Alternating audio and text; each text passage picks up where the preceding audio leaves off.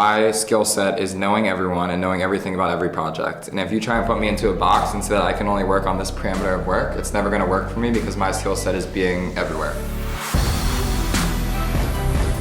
Welcome to Layer Zero. Layer Zero is a podcast of unscripted conversations with the people that make up the Ethereum community. Crypto is built by code, but it's composed by people, and each individual member of the crypto community has their own story to tell. Cypherpunks understood that the code they write impacts the people that use it. And Layer Zero focuses on the people behind the code because Ethereum is people all the way down, and it always has been.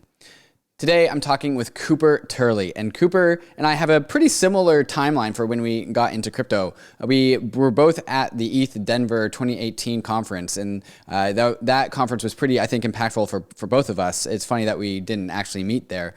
Cooper tells a story of learning how to grind through the bear market, and overall learning how to grind inside of the crypto industry and the fruits that can be born out of grinding. And so I think there's a lot of lessons that can be learned here with just getting a grasp over one's mental functioning, mental abilities.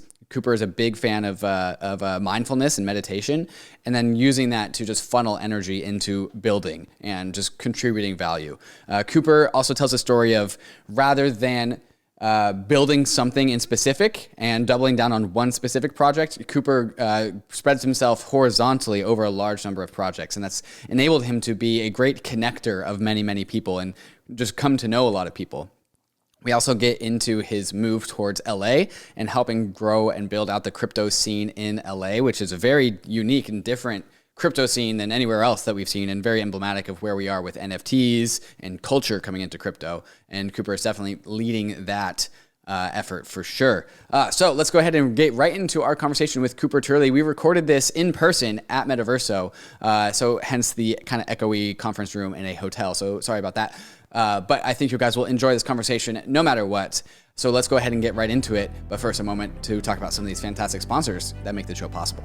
ARBITRUM is an Ethereum scaling solution that's going to completely change how we use DeFi and NFTs. Over 250 projects have already deployed on ARBITRUM, and ARBITRUM's DeFi and NFT ecosystems are growing rapidly. ARBITRUM increases Ethereum speed by orders of magnitude for a fraction of the cost of the average gas fee. When interacting with ARBITRUM, you can get the performance of a centralized exchange while tapping into Ethereum's level of decentralization and security. If you're a developer who wants low gas fees and instant transactions for your users, visit developer.offchainlabs.com to get started building your application on ARBITRUM. If you're a user, keep an eye out for your favorite DeFi apps or NFT projects building on ARBITRUM. Many of your favorite apps are already live, with many more coming over soon. You can find these apps at portal.arbitrum.one, and you can bridge your assets over to ARBITRUM using bridge.arbitrum.io in order to experience DeFi and NFTs the way it was always meant to be: fast, cheap, and friction-free. When you shop for plane tickets, you probably use Kayak, Expedia, or Google to compare ticket prices. So why would you limit yourself to just one exchange when you trade crypto? When you make your trades, you want to make sure you're getting the best possible price on your trade, and that's why you should be using MATCHA. MATCHA has smart order routing that splits your trade across all the various liquidity sources in Ethereum, and is also operational on Polygon, Avalanche, Binance Smart Chain, and other chains. Trading on MATCHA is super easy because it pools the liquidity for me in a single, easy-to-use platform and allows me to make limit on-chain orders, so you can set and forget your DeFi trades, and they will go through automatically while you're away. So when you're making a trade, head over to matcha.xyz/bankless and connect your wallet to start getting the best prices and most liquidity when you trade your crypto assets. Bankless is proud to be sponsored by Uniswap. Uniswap is a new paradigm in asset exchange infrastructure. Instead of a cumbersome order book system where trades are matched with other humans, Uniswap is an autonomous piece of software on Ethereum that lets you trade any token at the current market price. No human counterparties or centralized intermediaries, just autonomous code on Ethereum. Input the token you want to sell and receive the token you want to buy. The Uniswap Grants program is accepting applications for grants. Do you have something of value that you think you want to contribute to the Uniswap ecosystem? No matter how big or small your idea is, you can apply for a unique grant at uniswapgrants.org and help steer Uniswap in the direction that you think it should go. Thank you, Uniswap, for sponsoring Bankless. What's up, Coop? Hey man. How's it going? I'm doing well. Dude, we're in Puerto Rico, and it's been a fantastic time. It has been a fantastic time. It's the end of the conference circuit, so we're running out with a bang here. Yeah, end of the conference, I mean, for 2021? I think so. No more conferences in 2021? Yeah, I gotta go back and work. Yeah. For people that are following you around, they might think that you work at conferences. Basically. Yeah. I pretty much do it this way. You know, I think it's a part of the game is just being present at all the events that people are at. Mm-hmm. And I think that's something that you are uniquely, what you are a unique contribution to crypto is. Like, you are the guy that's there. You are the guy that's present. I definitely want to end there, but let's just go ahead and do the casual all the way back. Where'd you grow up? Grew up in Philadelphia, outside the city. I grew up playing a lot of sports, a lot of video games. I was really into collecting Pokemon cards, actually. Mm-hmm. And so back in high school, I started selling Pokemon cards on eBay. Got a really big knack for music at the time and was really into curation, finding early acts, finding new collections. And I was graduating high school and I kind of wanted to do something new. Mm-hmm. A lot of my friends were going to state schools and getting ready to join a frat and whatnot, but I kind of had this passion for music and sort of creative activities, and that brought me out to Colorado where I went to school and just got a lot deeper into the music game. When you were collecting, everyone kind of collected Pokemon cards as a kid, but with like the other trends or fads or things that you were into, was that like you picked those out yourself, you discovered that yourself, or was it like things that other people were doing? How did you curate your own interests? Yeah, it was a close friend group of mine. Me and my friends had a lot of Yu-Gi-Oh cards growing up, but I think the unlock for me was realizing you could buy other people's collections on eBay. I was like, oh, it's not only me and my collection in my basement, it's everyone's collection in their basement around the world. And a lot of the times people wouldn't think about it, they would just wholesale be like, I have 10,000 cards, they don't want to sort through them, starts at 99 cents, go ahead, And there was this game to be played of finding the best collection, knowing which cards were like hidden in that one corner of the photo that were worth like $20, which was a big card, and then kind of taking a guess on it. And so you would go wholesale, buy a whole collection for $400, break it down in its parts, have a great reputation on eBay, list each card individually with like name, price, condition of the card, series it's from. And just getting to understand the game became really fun because when you were doing it with friends, it was very easy to collect it and just have a fun time recording it, basically. So I think people listening to that will be like, oh yeah, he's an NFT guy. And you are an NFT guy. Yeah. But you were in crypto well before NFTs too. So I think that's kind of interesting that you have like a very like NFT conducive background. Totally. But you got into crypto and before NFTs were really what they are today. Yeah, I'd say my first foray into NFTs was Runescape. It's a game that I got very good at. I had a really awesome inventory. I had a Santa hat. I was grinding, fishing all the time. I had like billions and billions of gold and was just doing all of these fun games that were essentially NFTs. Obviously you couldn't export it. I've never earned $1 from my Runescape account, but that act of kind of grinding and collecting rare items in a digital game was always fascinating to me. Dude, Runescape was where I learned farming. I farmed the essence things that you had to turn into spells, and like I was a warrior guy, but I didn't use any of those stuff, but I had to farm that stuff because other people had to buy them. Yep.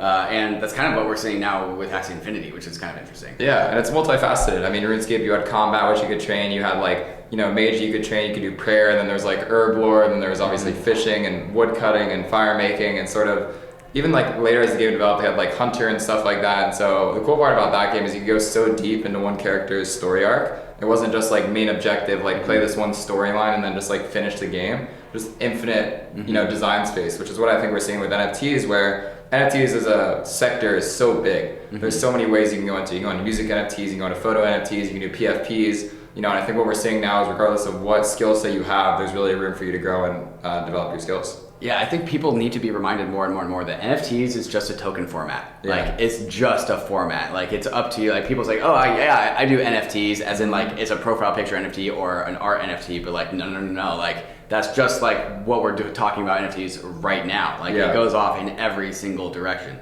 Totally. Another one that just came to mind for me was Call of Duty and how you can do prestiging and get gold guns. Yeah. I think that's an interesting example of NFTs where it was like play to earn, but in like a very like social capital type way. When you had gold guns, it was like you were just legit. Like they had no financial value. You could never trade them or anything like that. But when you saw someone with a gold gun, especially when the games came out, it was a race to get to that first gold gun. I would go to GameStop with my friends at midnight on the release parties and do completely degenerate stuff, but I remember it was such a social experience to be like, get the game, go home, and then you just see who played the most the next day. My friends would skip school, and then you wake up and, how are you first prestige? This game came out 24 hours ago, It was just a grind to just, better up your friends, and I think that's a lot of what we see in crypto today. Cooper, I think a lot of people will know you as a grinder. So when did you learn to grind? Was this something that you were born with, or like what was your first grinding experience? Sports, 100%. My dad was always my coach growing up, and so he instilled really hard discipline around like training and work ethic. And so starting back as early as football, you know, in like 5th grade or something like that, my team ended up going to Disney World and I was the quarterback of that team. And so leading up to that season, we were training every single day outside doing sprints and ladders and whatnot. Baseball, Little League, I was always going to the batting cages, doing like ground balls, pitching workshops, you know, and then basketball in high school was the main sport that I stuck with. And so I'd be shooting in the gym every single day, doing 2-hour sessions, got an amazing jump shot, you know, would do different routines with people on my team. And I don't know, I just kind of learned that there's time that you put in when other people aren't watching, and I think that's what really like develops your skills and makes you go that extra mile. And me being able to have that experience from something like competitive sports to be able to take that and go to that next level and really be able to demonstrate that in a public setting was really fascinating to me, because I love this idea of playing with my friends and everyone's like, I'm not the most athletic guy, you know, I'm pretty skinny, it's like I'm not super fast, like I don't have like great athletic abilities, but I just work hard, you know, and I think what I learned is the harder that you work at a specific skill, irregardless of what it is, if you put in enough time into it, you're gonna get good at it. And so it just taught me that there's beauty in being bad at something, because the more that you work on it, you're gonna get better. And when you are going through those early steps of learning something, it's okay to be terrible at it, because you know that so long as you keep putting in time and effort, there's a high likelihood you're gonna be pretty good at it eventually. The putting in work while no one's watching, I really like that line. What really matters in my mind for people that engage in that sort of behavior is they have to have this internal dialogue, because like people can grind and get good at sports, and like if you practice at anything you'll get better at it, but like if you don't have the internal motivation to do that in the first place, like then you're actually not going to make it, right? Yeah. So like you clearly you can grind, and clearly that you're talking about just like, again, creating a work ethic. But why? Like, what motivates you? Do you just like to beat people, or you're competitive, or just like, what's up? Do you just like performance? Like, why do you grind? I want to be the best, you know, at everything that I do. Yeah. And I think I'm really driven by people that care a lot about what they work on and what they do. And I think that it's less about beating other people. I am competitive in what I do, but I think it's about being the best version of myself. And I think there's something that I'm passionate about. I want to perform at the highest ability at whatever that is. So like when you're taking free throws and you miss a little bit more than average, you're like, oh, I could have done better. Like I have my own personal record that I could beat. That's what you're benchmarking to against yourself? Yeah, in high school I was 93 out of 100 for free throws. Holy shit. I would do 3 throws, and if I got under 90, I'd be really, really pissed. Nice. Yeah. Was that a property, a character that you were just born with, a characteristic? I think that I grew into it. I think, going back to the earliest memories I have of like playing sports, I was always good at like soccer, like indoor soccer and stuff like that. But I think it wasn't until I started to be like social systems in schools that I kind of formed an identity around being good at sports and that just being part of like my identity. And I think when I realized that that was part of my identity, I was like, if this is going to be what I'm known for, I might as well be good at it. And I think from there it just kind of developed. And what I'm really thankful for is in high school, you know, middle school and early high school was sort of like the instilling of grinding, but then towards the end of high school, I was still practicing every day, but I started to have more creative friends come into my life. So the ones that I was playing video games with, the ones that I was trading Pokemon cards with, and eventually going to concerts with. And that balance of like, during the mornings I'm in the gym, like in middle school, I would go to my middle school gym before school started. It was like 6 in the morning and I'd be shooting hoops before school started for 20 minutes, and then school would start and I'd go to class sweating. And then in high school, I would come out of that and had friends that we could just go to concerts with and just do fun stuff. And I think that balancing act of realizing like, okay, it's okay to not be grinding all the time and find something that you're really passionate about and enjoy. I think that was a great way to balance both of those lives that I was living at the time. Do you remember your first like dopamine hit when you were trying to get into grinding on something and you're like, yes, that was awesome. Like, fuck yeah, I want more of that. What was your first moment like that? My most memorable one was hitting a home run in the All-Star game in baseball, where it was like... Oh, in the All-Star game too. Yeah. Nice. Like all the best people in the league, and just like ripped it, because I was having just a really fun time with my friends. We were all there, it was very social. My friend had a new bat that I'd never used before, and I just like picked it up and I was like, this thing's pretty sick, you know, and then came out and just fucking cranked one. Like just absolutely cranked one. It was such an electric feeling. I'd say baseball is the one that I had the most memories. I remember we were in the playoffs one year for districts, and we were playing the team that ended up going on to the Little League World Series. It was the year prior to that, and they had their best pitcher playing, and cranked a home run off of that. One of my best friends from high school growing up, he was pitching, and he was this incredible pitcher, ended up being the quarterback at Harvard, and I hit a home run off of him. And it was just these kind of examples where like I was put in a position where I don't think I was expected to perform as well as I did, but then something just happened, and like that extra grind, you know, where it was like an incredible pitcher who was just throwing darts, and it was like everyone was striking out, and then I just like prayed. I'm just like, I'm just gonna swing on this one. I don't know what's gonna happen. Just knock it out of the park. And it's like, what the hell? Like this small puny kid is just like banging out home runs. Like how is it even possible? You know, like those moments to me were the ones that just stuck with me very, very much. And I'm sure there were hours of batting cage time behind that home run, huh? Yeah, 100%. And it was when no one was there. Like bless my dad, because he would go with me like hours every day and just like allow me to hit as much as I wanted. You know, buckets and buckets of balls. We'd pick them all up, run it back again, and it was just fun. You know, it was just fun. And when I'd be able to bring people with me to do it, some people would like complain or they wouldn't be there. And then I think it was good seeing like who really cared. Like who was my age, like 10 to 15, but wanted to be spending hours of their free time in a summer day going and practicing and getting better rather than just like doing some other stuff and just blowing time off. Is this genetic at all? Is this a property characteristic that your parents have too? My dad was a professional tennis player, so yeah, I'd say so. Okay, all right. So it definitely runs in the family at least a little bit.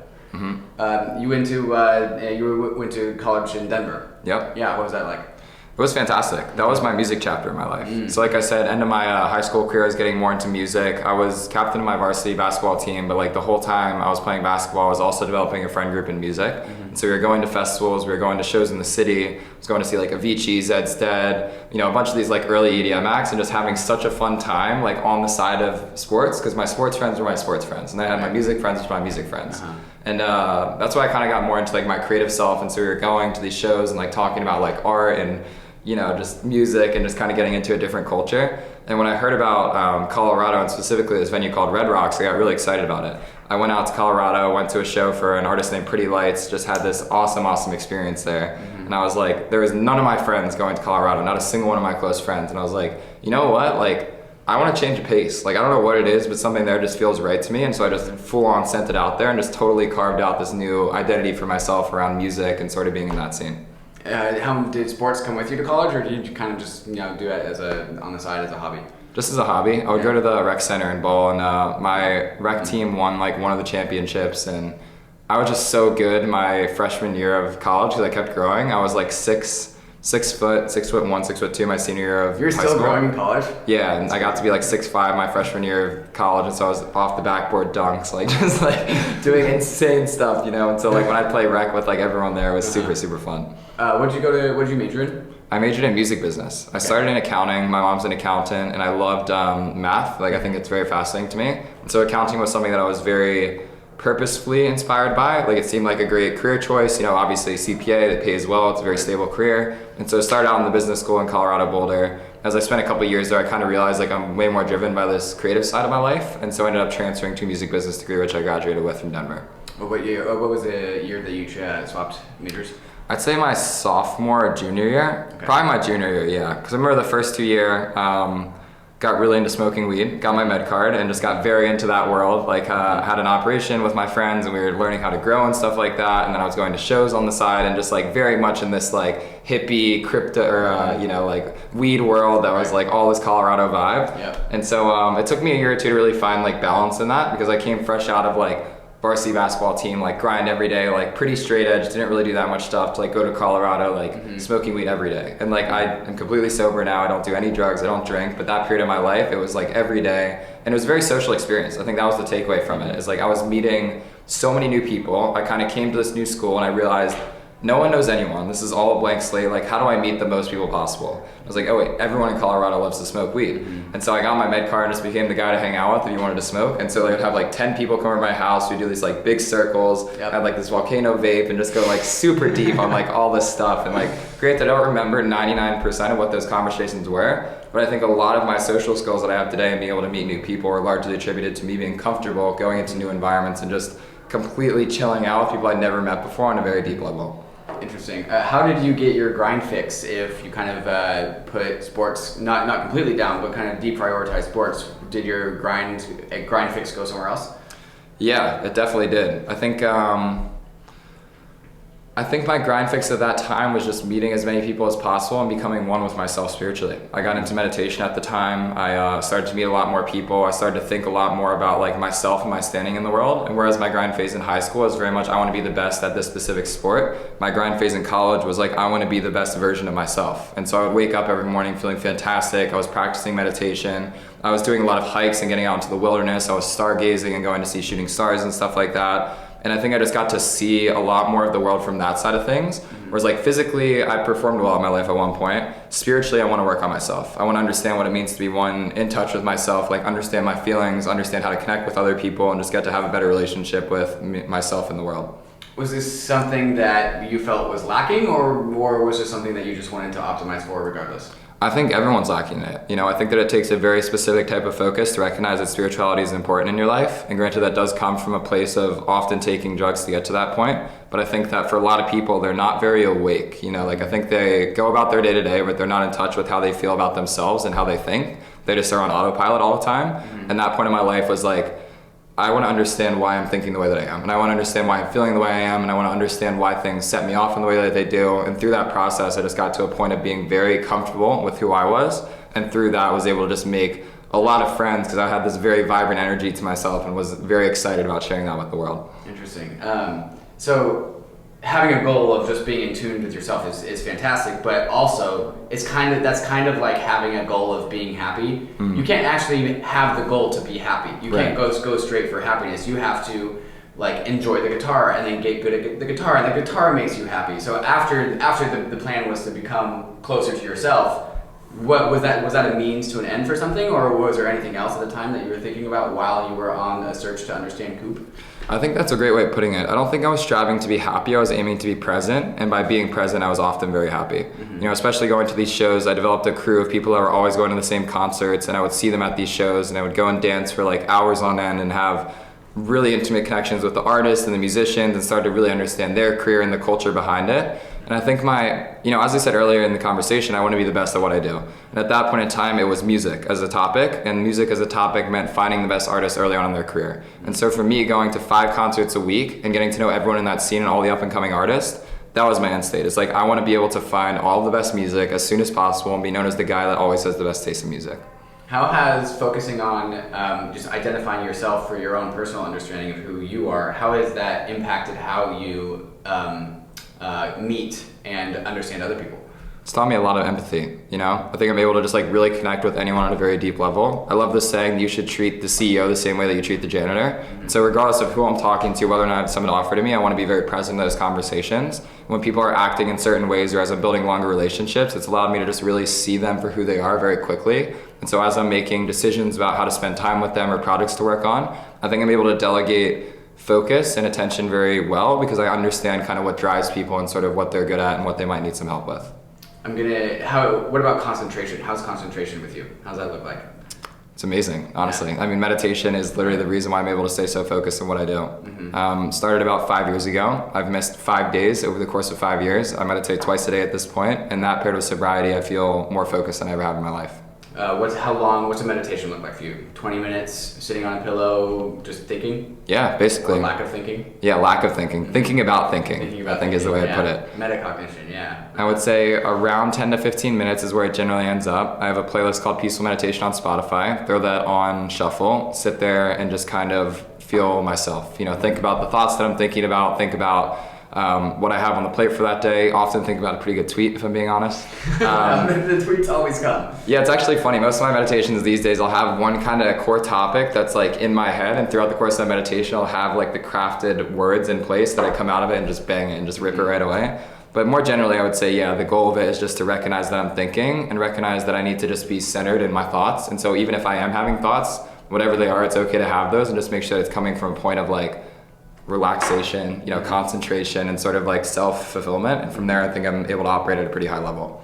I want the listeners to notice that Cooper speaks quickly and never really ums or ahs and never pauses to think and is very surgical in what he says. And I'm going to go ahead and guess that this is a result of that. 110%. Yeah, so when you were a kid, before you were meditating, were you not able to speak in this fashion? I think I've gotten better at it through practice, you know, doing these podcasts, and writing helped me a lot with that. Writing really helped me distill my thoughts into very clear and concise thoughts. And as I've started to go from writing to speaking, I think those two things are directly correlated. But I would say more broadly, you know, my meditation has been the focal point for everything that I've done in my career so far. You know, I know it's a really small thing to pick up, but I'm a very big fan of this book called Atomic Habits that talks about instilling very, very powerful habits in your life. And even before I read that book, this was 5 years ago, the fact that I found meditation as a focus for me to do every single day, regardless of where I am in the world. I've traveled so many places in the world, and even if I'm at a hostel with 30 people, I will make sure the very first thing I do after I get a shower in the morning is pop a medi. You know, get in there for 10 to 15 minutes. Yeah, get focused. You know, all my friends I've traveled with, they're like, all right, you ready to go for the day? I'm like, no, I gotta get my meditation in. And it's like a thing, and if I don't have one, you can start to see that I get a tiny bit neurotic, and so I'm like, yeah, I need to have this every single day in my life. Okay, so every morning after you shower, you one med? Yep, one med. And then another one later in the day? Yeah, later at night. So basically my call every day looks like waking up, getting a shower, meditating, and then doing calls from about, let's call it 9:30 until 6, basically, 30 minutes back to back, maybe a gap in between. As I start to notice that I'm slipping a little bit in my mental focus, I will generally grab a bite to eat, something really, really light like a smoothie or an acai bowl, as I'm sure you've seen. Yes, I've seen them all, yeah. And then meditating, get into deep work. You know, I think that second shift is really important because I think for a lot of us, we tap out around that like 5 to 6 hour and then we just kind of go do something else during the night. But I see that second shift as the time to really like go that extra mile. And so for me, I don't spend it talking to people on back-to-back calls. That's when I do my deep work. So I do my writing, I do a lot of the project management, I do a lot of governance, I do a lot of things that are digital first. So like being in Discords and stuff like that. And I really try and separate my time from active interactions and talks to more like deep work, kind of text-based work and anything that is on the computer. When did you get into crypto? 2017. Yeah. Yeah. And you were in college at the time, right? Yeah, I was going through my senior year of college. One of my professors had a class about future of music, and he started talking about something called smart contracts. And at this point, I don't know why the hell this was in the itinerary. I don't know why he was talking about it. But he was like, yeah, there's this cool stuff.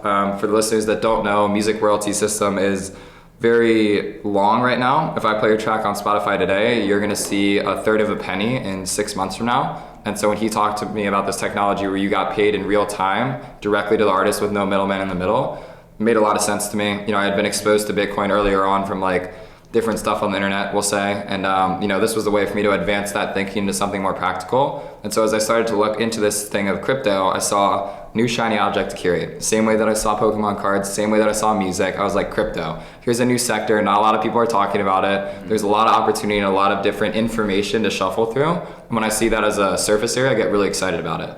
And so I started from a lens of like music got me curious about this, but very quickly I was reading every white paper that there was for every project. I was on ICO drops every single day and just fully in the mix. And it was a game, it was a culture. And I think online you could find that people were just really excited about finding the next hot project. And I think the thing that really clicked for me is unlike Runescape or unlike, you know, music where there was social capital associated with it, there was real financial value to be earned here. And so that curation could go a level above where you could actually make real value and real money off of the curation that you did. And I think that's why I just ended up diving in so fast and becoming so consumed with it so quickly. So after you realize that there's something here with crypto, a lot of people come into crypto and they're like, oh, I can make a bunch of money. Some people move on from that and then they think about other things. But most people start there. Is that where you were at the very like genesis of your crypto career? It's like, oh, I can get my like my Blockfolio number really, really high? Yeah, I think I was graduating college. I had a music business degree. That degree was setting me up to go into tour marketing or something that felt very, you know, maniacal. Like I was basically just a human putting things in a spreadsheet. And I never was excited by that. I was doing some artist management on the side, but it wasn't really paying a lot of money. And so I was picking up a lot of odd jobs on the side. I was doing Uber driving for a long time. I would drive Friday and Saturday night, 9 to 2 a.m. because those were the best times to drive. You would have high surge rates and I could make a lot of money. I was picking up delivery driving, hot hours. So instead of it being like, you know, just DoorDash during the day, there was an app that allowed you to go work at different restaurants for 1 to 2 hour intervals for 15 hours plus tip. And so I was making like $50, then I would hop on Uber, and I kind of had a goal at some point just to make like $100 a day. So like if I can make $100 a day, then I can make this much a year and then I'll be, you know, set off. And when I came out of college, I was like, okay, I'm making $100 a day, this is great, but like, what am I doing? There's no upside here. Like I'm just kind of driving and like, what is the end goal of this work that I'm doing? And there was no ladder to climb really. So when I saw crypto, I saw two things. I saw one, a way for me to just get the number in my bank account up. First and foremost, it was the best way for me to make money and be practical with my time. And two, there was an infinite design space. I was like, I don't know what this is gonna net out at, but I am 100% confident that spending my time in crypto over delivery driving is gonna net out in a better result. Do you have a 2017 like token that you just like have a place in your heart for? Lots of them, yeah. Lots of ICOs, lots of the Neo ICOs I did really good on. Neo ICOs, yeah. Wow. Ha, that's funny. Yeah, so I was doing a lot of the Asian exchanges and just like kind of going about in these weird directions. I'm trying to think, like there was one called like Red Pulse. I just remember there was like a peak point in 2017 where there was like 3 days in a row where I just had huge bags of the top gainers on CoinMarketCap like consistently for 4 days, and I was like, I'm the GOAT, you know, it's Yeah. game over. Like I What just month know in the 2017 game. did you get in? I want to say like June 2017. Okay, we got in at the same time. That's pretty funny. Was it crypto that really resonated with you, or was it one specific part about crypto? Was it like for me, I got pulled into Ethereum like pretty damn quick. Yeah. Was there any sort of like thesis or theory or just culture about crypto that you're like, oh yeah, this is my tribe, or this is what I believe, I resonate with that? I didn't find Ethereum really until 2018. I was using it to do ICOs, but it actually was something that I came into pretty late because I was doing Bitcoin first, then I was on Bitrex, and then I started doing ICOs. And when I started doing ICOs, you need to have MetaMask with Ether. But I remember for the longest time, I was like, I understand why people would want Ether if it's just used to buy things, other coins. I was like, I don't really get this. And went into 2018, but I do remember very vividly during ICO culture, I loved the Telegram chats. I don't know if anyone remembers like ICO days of Telegram chats, but my favorite thing ever would be when an ICO would drop and it would be like one of the most popular ones. And so the Telegram chat, like the thing would break and then it was just full on like the most insane messages you've ever seen, like thousands and thousands for a second. You couldn't mute it. So there's all this profane stuff in there. It was really messed up, but it was like, just that idea of there being such a concentration of power and energy on the internet in one specific chat was like so exciting to me. I was like, there is such a community here around this idea of just making money on the internet. And even if these projects are complete dog shit, which most of them were, the fact that all of us are just mobilizing to different like little pockets of the internet consistently was the funnest thing in the world to me. Did you start like changing what you wanted your career to be? Like how did you know that like, oh yeah, I want to do this crypto thing professionally for my job? Or at that time, was it more just like, oh yeah, these are fun tokens and fun memes? I think when the run-up happened in 2017, I saw my net worth skyrocket from what it was at that time. I was really excited about that fact, and I was like, okay, there's clearly a financial opportunity to be played here. I saw that there was a lot of room to grow. You know, things were very immature, and there was a lot of just BS out there. And I loved that I could be independent and autonomous. You know, I graduated college, I was doing trading in ICOs. Eventually I got good at trading them, and so I was like, okay, what does it look like to do an ICO? So I went on AngelList, found a bunch of random projects that had some conceptual vision of doing an ICO, was able to convince them to either give me tokens or give them like $5,000 cash or just like some really, really marginal amount just to be involved in some way, shape, or form. And through that process, I went from being like speculator to really an early contributor. You know, what that looked like was me just writing a bunch of white papers, me writing a bunch of blog posts. I would tell these projects, here are the listing sites you want to be on, here are the good ICO sites to be on, you know, here are the people on Twitter that matter, and just sort of like getting a lay of the land. And for me, coming out of college, you know, these CEOs, if you can even call them that, these older individuals were just so fascinated by like me thinking that I had this like knowledge of how the space worked that just gave me an opportunity to just be present. And I think the reason I'm most successful for that, and I'll caveat that not a single project raised a single dollar, none of them raised or launched their token ever. I worked for exposure basically the whole time, and I probably earned $5,000 cash over the course of like 6 months. But they flew me to Southeast Asia to go to crypto conferences. So I went to Consensus Singapore, I went to Beyond Blocks in Thailand, I went to PoonDX in Bali, you know, most random conferences in the world, and I just started getting in the mix. I was like, what does it look like to be around these people? Clearly I'm, you know, really involved in this, but am I crazy? Am I operating on an island, or like am I kind of in the right direction? I think as I started going to more of those conferences, I stumbled upon this thing called ETH Global, you know, and DevCon, and sort of like these Ethereum conferences. And I remember when I started to go to those, then I was like, oh wait, this is way different from Consensus. This is way different from like these booth stand conferences where there's some ICO project with like a person at the front. And it ended up changing from me just kind of walking around to booths and being like, hey, I saw that update you have, like good job, to me being like, but you guys like are doing this full time too? Like, I'm not like crazy because I'm like this kid out of college that's just like randomly like doing crypto full time. Like, you guys care about this? And like, this was when ETH was coming back down, and so it started the bear market, and you just started to see like real people. You know, it was like, sure, we all are knowledgeable about this space, and we probably made some money in 2017, but we're here for something bigger. And I think that was when things started to change from it being fully speculative to at least being very intentional and me starting to actually find a family in the space. How did you make it to the bear market? Traveling Southeast Asia. You know, I'm fortunate enough, I graduated college, I moved back home for a bit, and then immediately just started traveling. And so me and my good friend Lucas Campbell, who you work with daily, went to Southeast Asia for 3 months. We went to all these conferences, just sort of putzed around. We were doing like odd consulting jobs for projects, like writing white papers and just giving them like blog posts and stuff like that. And you know, it was fun. I had friends around me. We were kind of in it together at that point.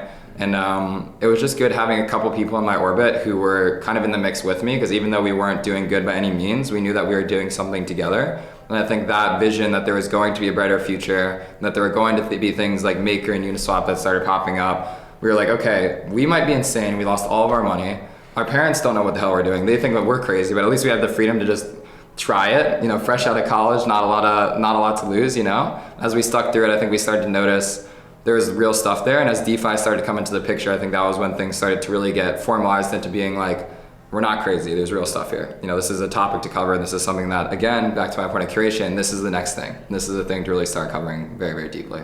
Was Callum and James involved at this point? No, they weren't. That was actually a year and a half later. Oh, shit. And so me and Lucas were working closely. We were doing consulting for a bunch of projects. We started writing for a bunch of DeFi blogs. So one called DeFi Rate, started contributing to places like Bankless and The Defiant, and just really started writing about everything that there was to do with DeFi.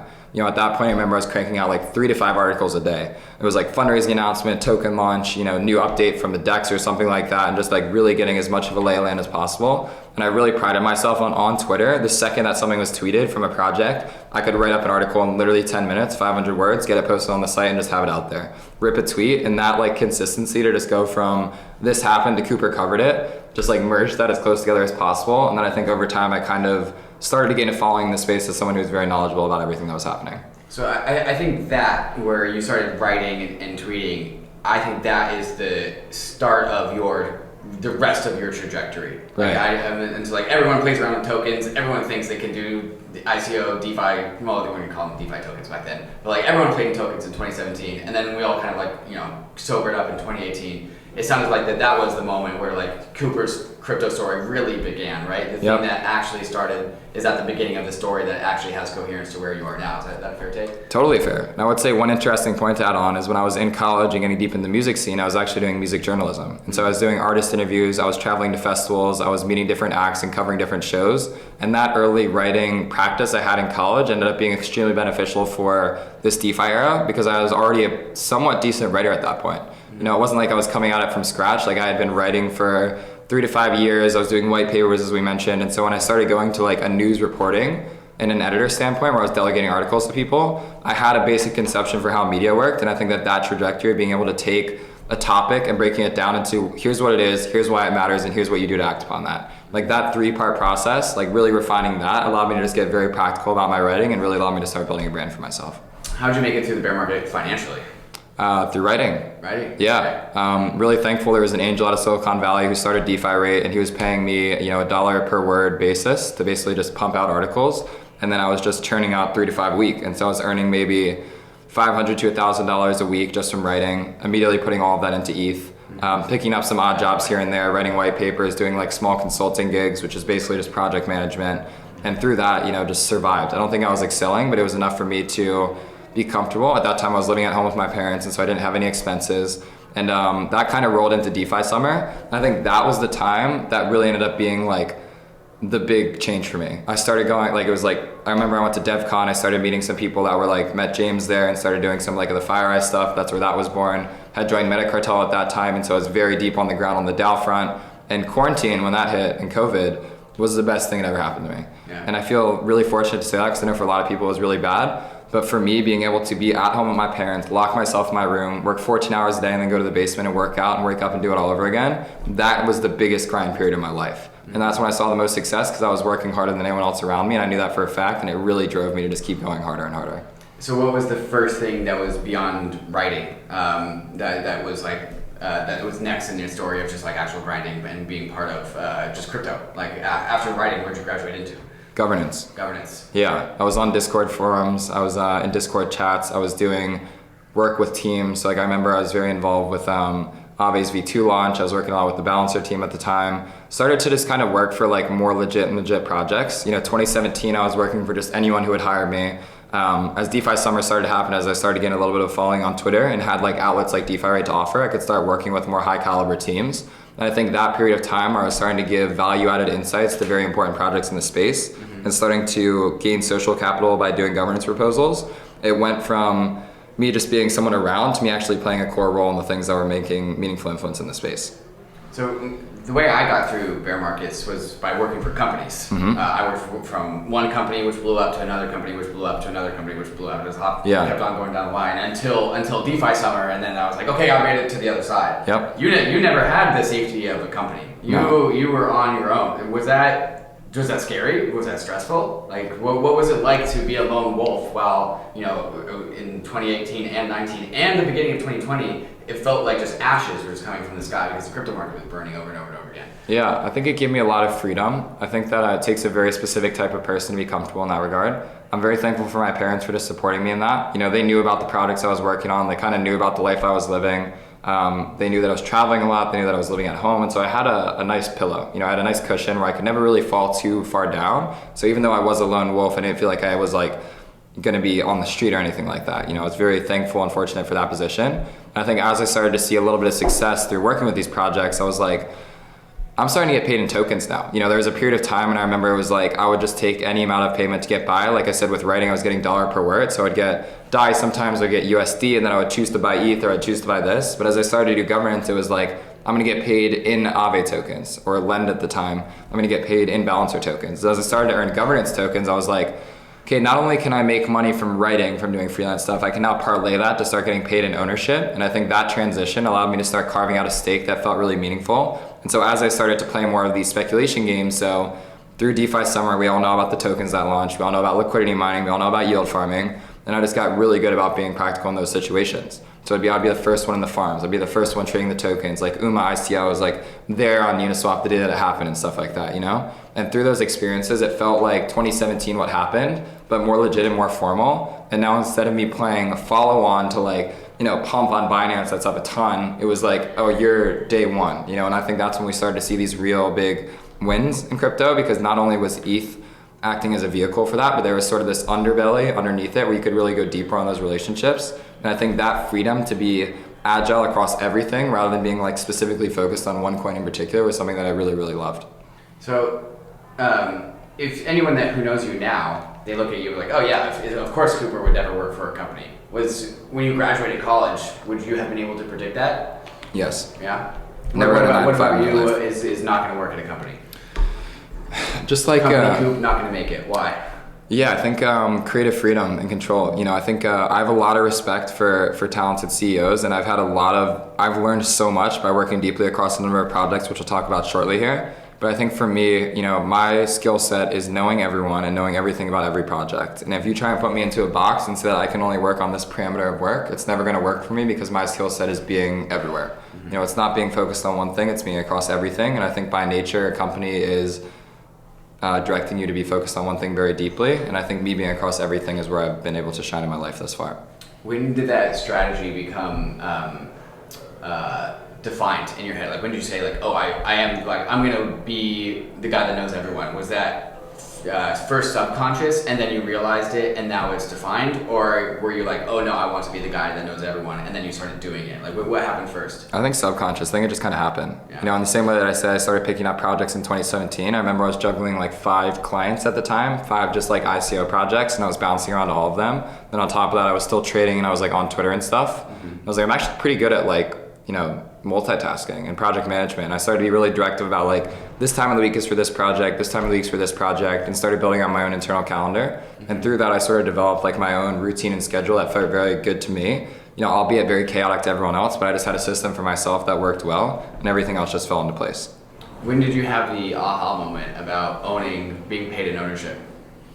It's a great question. It was the writing stuff, honestly. It was like getting paid in DAI into my MetaMask wallet and then using that to buy ETH on Uniswap and doing that consistently over time, and then just doing like shitcoin corner with my friends. And so every call we would start when we're doing governance or something like that, we'd spend the first 15 minutes being like, this token's going up, why is it going up, why is it cool? Lucas and I were writing something called Token Tuesdays at the time, so we were covering different coins and projects and new DeFi protocols, being like, here's a DCF of some maker protocol or something like that. And it was still buying, but I remember even before I was earning these tokens, I remember when I was buying these tokens, I was like, it's not only about them going up in like a speculative sense and like them pumping, like you were buying ownership. Like we were using this to participate in governance. We were on governance forums. I remember that we got delegated a lot of comp when comp launched, and now to me and Lucas was like the best thing ever. Like we got 10,000 comp delegated to us from Leshner. We're like, let's go. Like we're in the mix, we have governance power now. Like we wrote this whole post about why we're a big delegate and why it mattered and whatnot. And I was like, there is such a difference between just like Moon Boy Twitter, who's like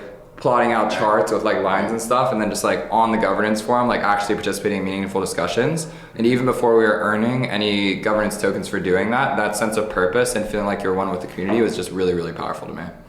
About the Moon Boy chart people, do you feel like those are your opposites? Because you have the people that look at the charts and be like, oh, like if I do this, I can maximize profit that way. And then you're like, well, if I grind here, I can maximize that way. Do you feel like these are just the opposite ends of the spectrum?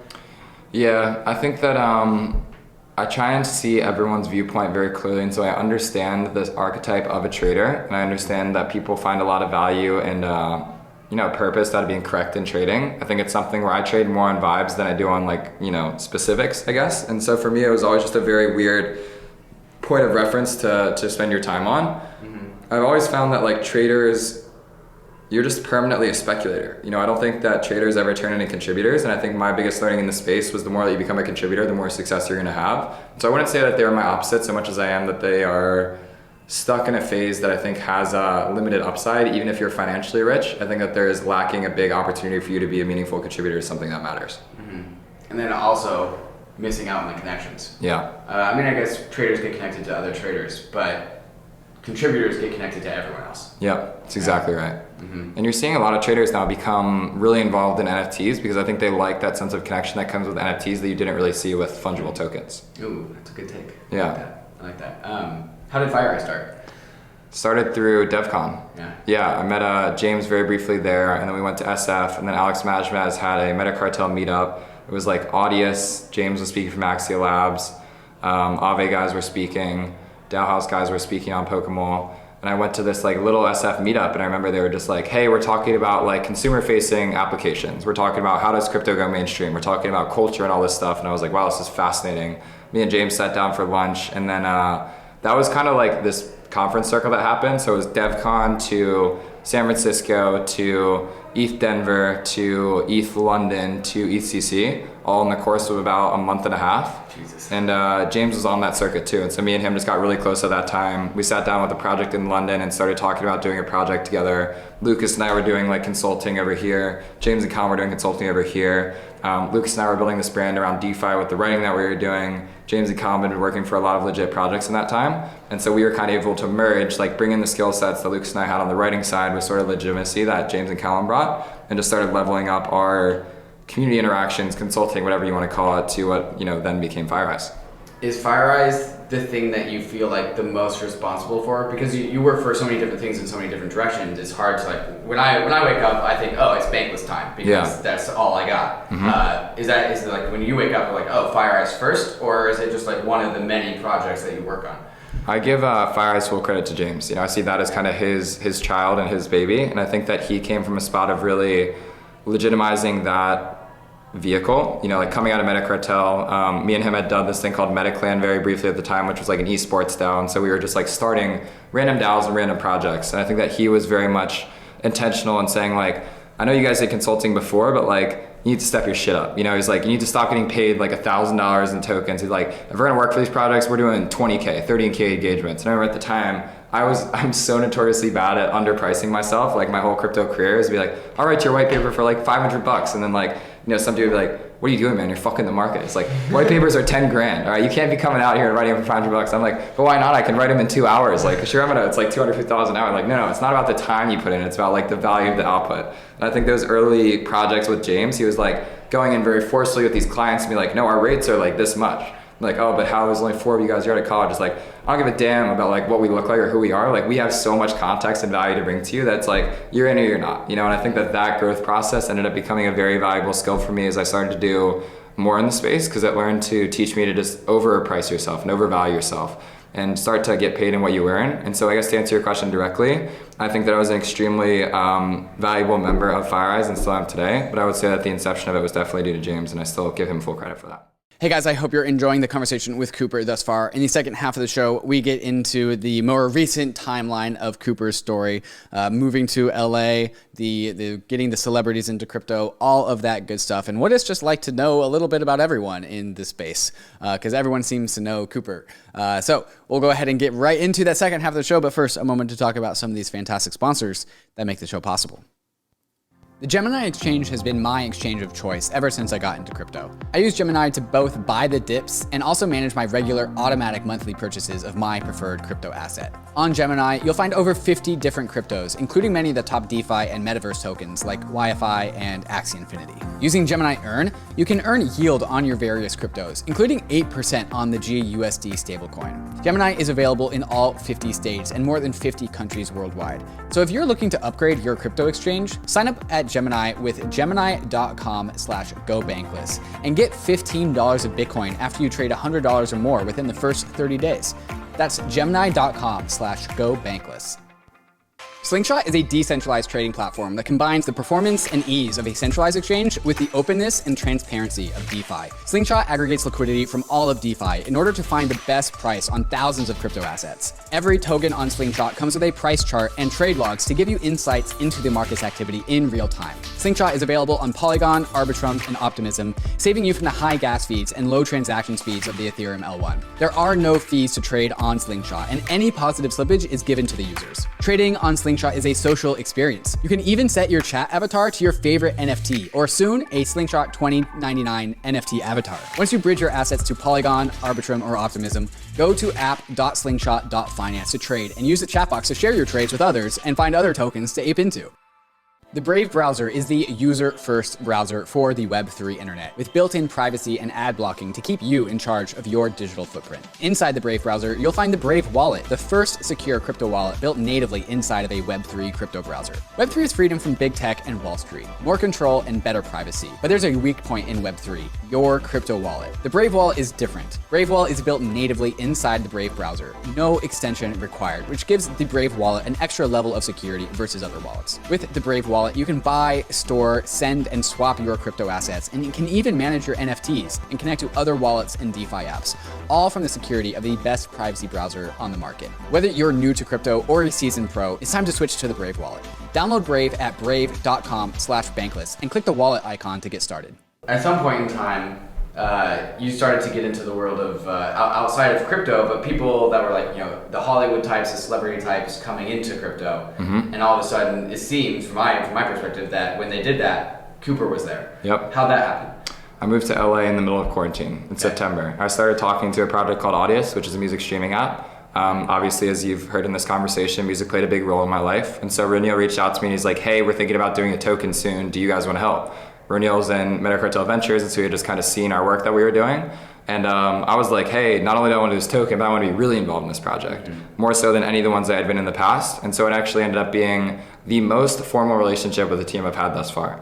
I signed a contract to start working 30 hours a week. I was in the Slack channels, I was doing all hands meetings, and my entire objective was crypto and Web3 for like a consumer-facing platform, basically. And so we launched that token. We started doing a lot of NFT features. And long story short, through that process of working at Audius, I was like, I need to be somewhere that's more culturally relevant than Philadelphia, where I was at the time. I was doing traveling, going to these conferences, but I always come back to Philly. I would come back to home base, back to my parents, and I was like, this isn't gonna cut it. If I wanna really go to the next level and I wanna make crypto cool again, I need to be somewhere where this is gonna be meaningful. And so just up on a whim, got a one-way flight to LA, stayed with a friend for a week and then signed a lease. Ended up flying back, driving across country with my brother and my 2 cats in my car, 48 hours after signing a lease. And my parents were like, you can't go to LA. What do you mean you're gonna go on Saturday? It's Thursday, like you're not gonna go to LA. And I was like, yeah, I think I'm gonna do it. Packed up my whole room, put everything in the car and just sent it out there. Had no idea directly what I was doing, but I was like, LA feels like the best spot for me to develop a community for myself around music and crypto. And so we're just gonna wing it. And I think the rest is history from there. Have you ever spent any time in LA or California at all before that? No. Really? Yeah. You were just like, LA, that's where Hollywood is. Like, yeah, that's probably the right spot. That's yeah. Because through the SoundCloud era, I saw that all of the artists that I had followed were spending more and more time out there. Like that was just the area where if you were in music and you're in electronic music specifically, you eventually moved to LA if you made it or if you were someone relevant. And so I just saw like through this whatever glass, I was like, all right, if I'm gonna make it and whatever I'm doing, I need to be in LA. It's just a spot to be. So backing up a little bit, people that know Cooper and meet you in real life, you have a funny, not funny, what's the right word? Distinct sense of fashion. Yeah. Did that come when you moved to LA, or did you have that kind of fashion style also in high school? Like, when did that happen? I had never bought a piece of designer clothing prior to LA. Yeah? Yeah. Actually, prior to 4 months ago. Okay. 4 months ago. Yeah. So this is new as of 4 months ago. Yeah. Okay. 4 to 6 at this point, but definitely very, very recent. So what resonated you with that? I think in crypto there's this really funny, and I love it by the way, but just like in crypto, everyone is rich, but no one wears anything but like a t-shirt, you know, and just like shorts. And it's like, I have a ton of money, but I'm never going to show anything. But for me, I was like, well, what if I showed that I'm doing well for myself? You know, what if I like bought clothes that represented the success I've had and sort of like the vibe that I represent, and really go from being like, you know, wealthy on the internet to like showing that a little bit more in person. And something that influenced a lot of this for me is there's a great book called Hatching Twitter. It's about the history and origin of Twitter.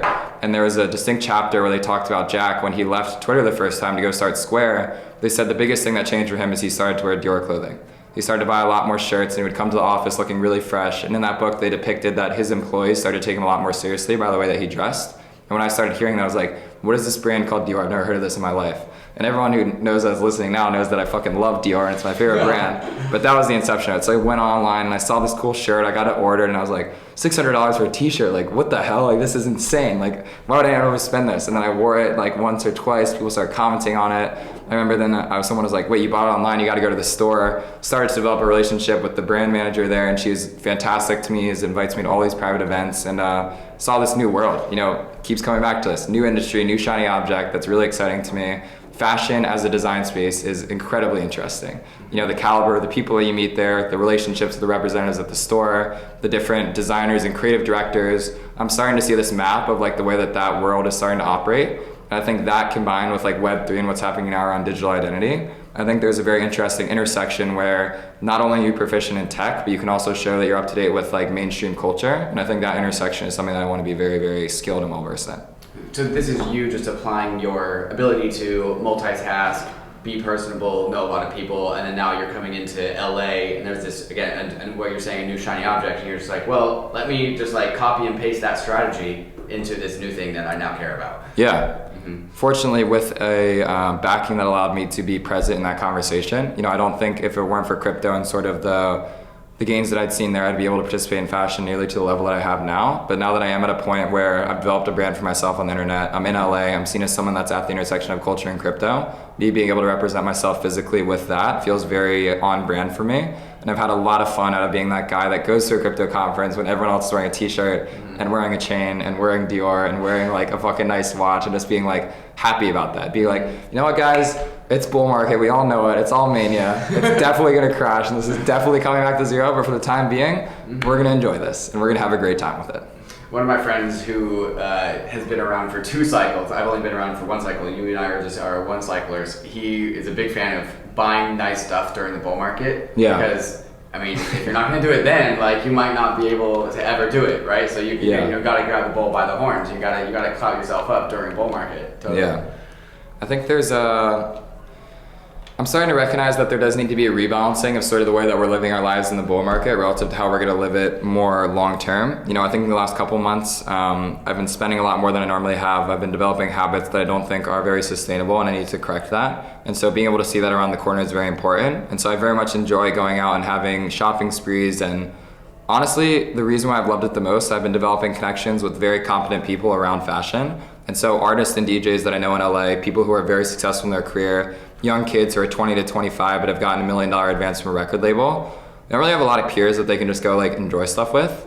So me being able to be like, let's go to Rodeo and drop 10 bands on some clothes, you know, and just like having that be like a vibe that we connect around, it builds such legitimacy in a way that I've never seen before, that it's something I very much appreciate. But to that same T, it can become dangerous if you don't understand what you're doing in that regard. And so I've definitely been overspending and doing a lot of stuff there, but I want to make a very clear distinction that it's not sustainable. And it's not something that I should think I'm going to be able to do forever, because it's very unhealthy to have that type of mindset. So I will say, while I've been going very ham in recent months, I do want to put this as a public statement to myself to chill out a little bit, because I think we're all getting a little bit too comfortable with the bull market, and it is definitely not something that's going to last forever.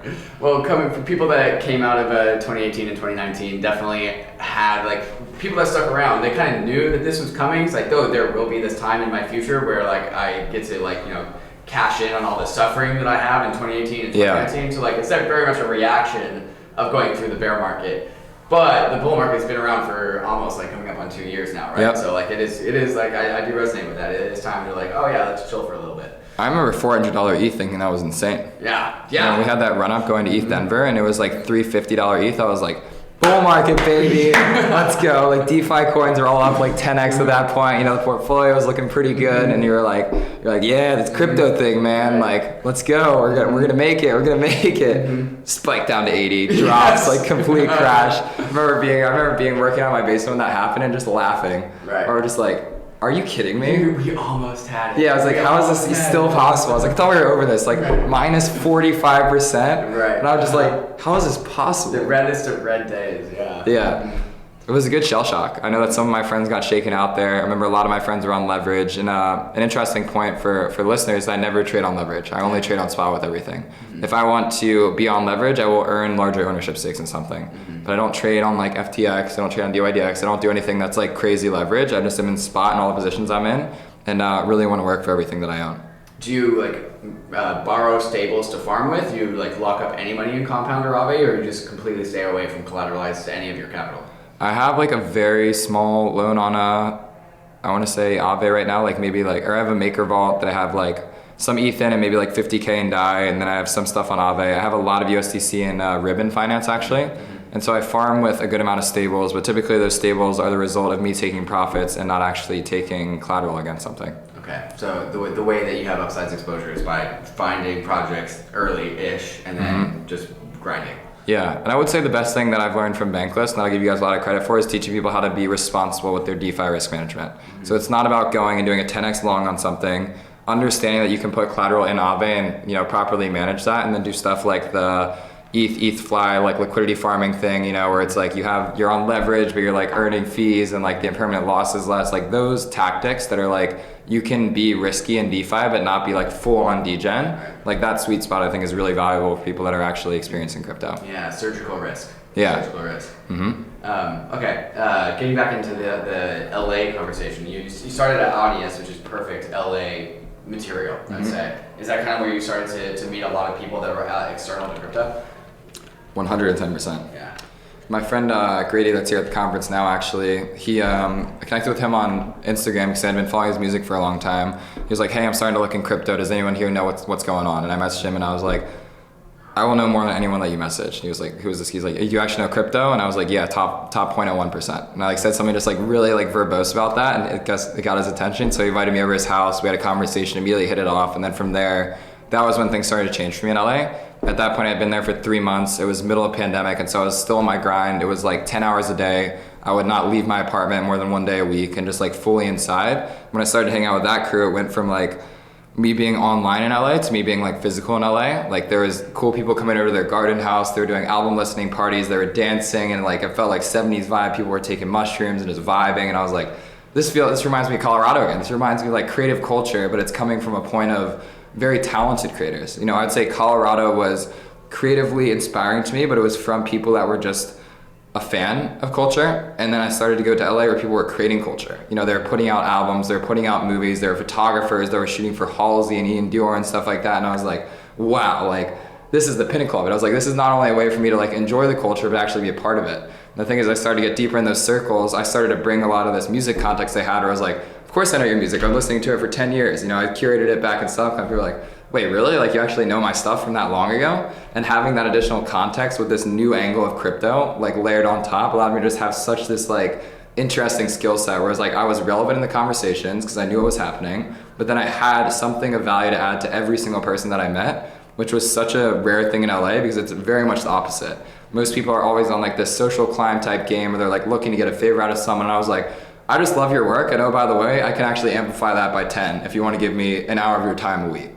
I think that combination just started to really snowball, and today I say I absolutely love LA, and I have a lot of unfinished business because I've been happy and lucky enough to build relationships with some of the most influential creators in the world. And I think that we are at the very early pinnacle of what they're going to be able to do in Web3 over the next couple of years. I think that's like pretty emblematic of crypto at large, right? And I remember thinking in 2017, a little bit too early, but beside the point, like, oh, I just hopped onto this building I hopped onto the roof of this building that's going to just grow. Yep. And once crypto's finally here, I'll just be at the top, and all you got to do is know about crypto because maybe people think ICOs are weird now, but like something about crypto is going to be the most mainstream thing possible. I just don't know when. And so long as you're riding that ride, you just get dropped off at the very top. I'm sure there's a lot of people trying to make it in LA, right? They're trying to just do their grind of like making good music or just doing the normal route. And crypto is just this hack where it's like, well, I'll just become an expert at crypto and then I'll just get dropped off at the top at the very end. Perfect example. And I think the biggest thing I've learned from the past couple months in LA, this is not gonna be the case forever, but for right now, the amount of time you need to invest in crypto as a creator to have success from like a financial and a social standpoint is very, very small. If you start spending 10 hours a week investing in crypto meaningfully with your time and not your money, being on platforms relative to your career, joining Discord servers relative to your community, joining a DAO that's relative to your interest, those three things combined, I have so many friends in LA that have spent not a lot of time, but are now selling, have sold 40 ETH worth of work over the course of like 3 months. And that's more than they've seen in like years. I have friends who are able to now quit their day jobs because they just are financially sustainable on the back of doing like NFTs and whatnot. And I think that was the thing that really motivated and inspired me about this run is 2017. I was trading with music people. It was just like, here's the ICO, here's the shitcoin to buy. Like it was only a trading group. Now it's very different where it's like, it's not you investing with your time first or with your money first, it's you investing with your time and your creative work, and you can now earn to get into crypto rather than having to buy to get into crypto. I think that difference is why we've seen NFTs become as prominent as they are today, because there's this entirely new section of creators that's coming in that doesn't know what Uniswap is, they don't know what DAI is, they don't know what Discord is, but they have this beautiful creative talent and now they can put that in Web3 and start to earn on the back of it. I think that's an incredibly fascinating topic. So I don't think anyone listening to this podcast will not think that you are an absolute grinder and deserve all your success. Some people out there in the world, and this is not just for you, but there's a certain cohort of people in the crypto world that spread themselves horizontally. Yep. And from the outside in, it kind of, some people are like, well, Cooper's famous because Cooper's famous because Cooper's famous. Like it's just like, oh, the meme of just like he's the guy that knows everyone, doesn't actually do anything, but just like that's just kind of what it's Cooper. Like that's the brand. What would you say to somebody like that? I would say that it's a very accurate assessment. I love the quote, "He who works on everything works on nothing." Yeah. I think that's a great quote. My next chapter is figuring out how to consolidate my time and focus into investing in myself and parlaying everything I've done thus far into something way bigger. And so I think that my skill sets so far have been very fruitful to me. I think I've done really well at what I've done. I think that's a very acute and accurate challenge, and I look forward to doing what I can to level that up. Love it, love it. We haven't talked about this yet, and then the answer reminded me of this. You never say anything poorly about anyone. Why? No point. If you don't have anything nice to say, then don't say anything at all. Yeah. I don't have beef with literally anyone, and I want to very much maintain that mentality, because even if you have something that you don't like about me or whatnot, I look forward to trying to change that perspective of you. People are going to disagree on things. Respect the pump, great mindset to have. Even if you aren't riding the thing that's doing well, I wish you nothing but the best. And I think inviting that positive mentality into your life surrounds you with abundance. What about, does that mean that no one out there in the world is deserved of any sort of ire or criticism or I don't know, negative sentiment? They definitely are, but it's for someone else to criticize and not me.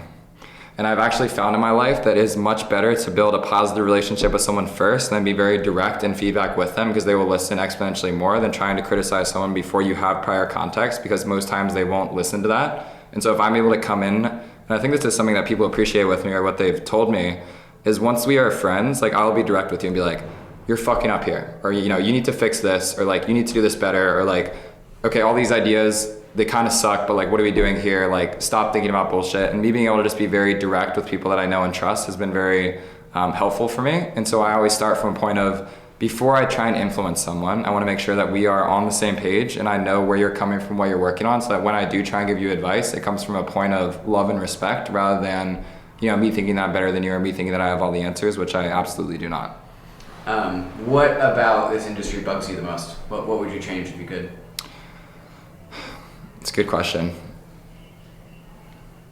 Probably just like maturity. I think that for a lot of people in the space, we've all done very well for ourselves and we've not had to really experience a lot of the hardships that other people have had to. And I think us being able to take success and really point that in something meaningful and being respectful about our success, I think is very important. I noticed a lot of people in crypto, when we are enjoying luxuries in life, do not take the proper time to respect the service people around them, and that bothers me a lot. Having started from a position of being a delivery driver and sort of working like odd jobs here and there, I remember, the days when I was like stoked for a $5 tip. And I think in crypto, we all have done well for ourselves financially to the point where we forget how hard other people work around us that aren't in crypto. And there's this sort of assumed assumption that everyone should be in crypto, and if you're not, you're just NGMI. which is true to a degree, but you need to be respectful of people, irregardless of where they are in life, and you need to say thank you need to say please, you need to have manners, and even if you're taking a private jet or in a club or something like that, that does not give you any reason to be disrespectful to anyone. And so just like mannerisms and being polite and being respectful of where you are, I think are the biggest things that we can work on as a whole. How do you think crypto culture can positively change external culture? I think it can be more inviting to people who don't have the same opportunities that all of us did in 2017 and 2018. I think right now we're in a very growth period of the bull market. I think that giving back is really important. So buying, up and coming creators' works, buying things with no intention of there being a profit in it, donating to Gitcoin grants, doing things like this that feel very positive sum in nature. I think that needs to be a very meaningful part of your investment strategy, because it's not only about conserving your own wealth, it's about creating wealth for other people. And so as I spend my time now, I think about how do I invest both my time and money into other people so that they can go and expand the vision that we have today. And rather than trying to just one up your own stack, use your own stack to give another people a stake or a playing card to go out and make a meaningful influence. Have you thought about 2022 goals? No. Not at all? Not yet. Is there anything on the horizon where you're like, damn, I really want that achieved or done, or would it be dope if that happened? My 2022 goals are to better formalize what I'm doing. I've operated very much from a YOLO standpoint where it's like I'm earning tokens, I'm doing trades, I'm flipping NFTs, I'm doing well for myself, but it's all very fast paced. I want to set a foundation for myself that feels very strong and very tied in, so that as I start to do bigger projects in the space, I can feel confident that I'm operating from a point of leverage. Because at a certain point, and I think everyone in crypto realizes this, when you want to make meaningful change on the world, you need to have a foundation in place that allows you to do that. For a long time, you can operate as lone wolf and as a freelancer and just kind of fuck around and just earn tokens here and there. But when you want to start hiring people, when you want to start building a team and growing something bigger, you are now responsible for their livelihood, you're responsible for their families, you're responsible for their income. In order to do that, you cannot operate from a point of complete freedom because it's going to break down. And so me being able to better realize what those processes look like and set up standards and networks around me to thrive in those environments is something that I'm very excited about for 2022. Am I hearing that Cooper is perhaps leaning into the idea of starting his own organization? Something of the likes, yeah. Yeah. I mean, that's the 5-year plan. I think that we are in the MySpace era of crypto right now. I think that the Facebook, Instagram, and Twitters of Web3 have not been built yet, and it's very much my intention to build one of them. Cool. Like the Jack Dorsey founder type? Yeah, probably. Yeah. I think it's going to look very different though. I think what I'm realizing now is like this whole culture around like DAOs and giving ownership early on. We're getting closer and closer to that being at day one. We're doing like airdrops after Series A. 5 years from now, I think it's like some version of like a fair launch, like, day one ownership type schema. And I think the founder role will not resemble direct CEO. I kind of see it being more like it's gonna be a big analogy, but like someone like Gandhi, like someone who's just like one with the people, where it's like, you don't have like the biggest ownership stake in the world, but like you have the most social capital. And I think that's the position I would love to play, where it's like, I can be a leader in whatever I'm building, but it's not by, my net worth or my ownership allocation in something. It's by virtue of the social stake I have in that. And there's actually such a large pie around me that everyone else feels so empowered that my empowerment has grown as a result of that. So it sounds like you went from DeFi summer to conference season pretty quickly. As soon as COVID was over, it's like, oh yeah, conference season. Mm-hmm. How has your life changed from, like you said, being in your apartment 6 days out of the week, like in your den, everyone was in their industry during DeFi summer, was like in their den. Yeah. Some people broke out and started doing conference season pretty damn fast, and you were definitely one of them. How have you been able to juggle all of your commitments and obligations while being on the road and doing conference stuff, and why do you like conferences so much?